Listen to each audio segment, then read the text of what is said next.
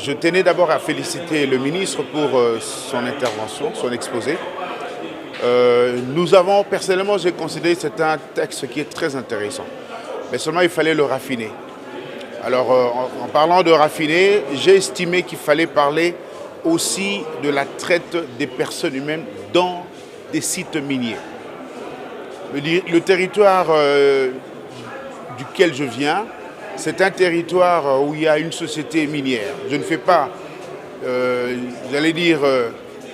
la publicité sur la société minière, mais nous constatons très malheureusement que les expatriés qui travaillent dans ce pays, les compagnies minières, exploitent malheureusement nos concitoyens.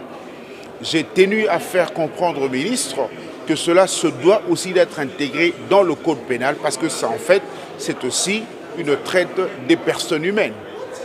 La deuxième chose, j'ai voulu parler aussi de la traite des femmes. Il y a quelque temps, on a vu sur des réseaux sociaux qu'il y avait des femmes chinoises qui travaillent dans ce qu'on appelle les salons fermés. C'est-à-dire, elles sont exploitées sexuellement. Au prix de combien, nous en savons, eux-mêmes savent. J'ai aussi voulu faire comprendre qu'il y a aussi des familles vulnérables dans ce pays. Les jeunes filles qui viennent des familles pas très aisées, mais très malheureusement se retrouvent butées à ce genre de trafic.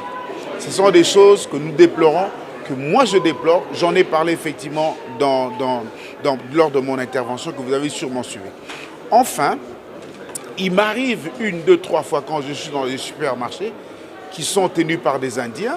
Très malheureusement, on constate un traitement inhumain. C'est-à-dire que quelqu'un qui travaille, il n'a pas droit à avoir son téléphone. C'est-à-dire que le téléphone est éteint entre le temps où il a commencé à travailler jusqu'à ce qu'il termine. Peut-être lors de la pause. Mais au même moment, la personne peut avoir une urgence. C'est aussi ça, la traite de nos travailleurs. Et aussi, est-ce que le SMIC est respecté? Ces gens touchent $150, $100 pour un minimum travail. Donc, je souhaite et j'ai dit au ministre qu'il était important de pouvoir renforcer la loi, de pouvoir intégrer cela dans le code pénal, de telle manière à ce que nous puissions respecter la maxime latine qui dit « dura lex, sed lex ».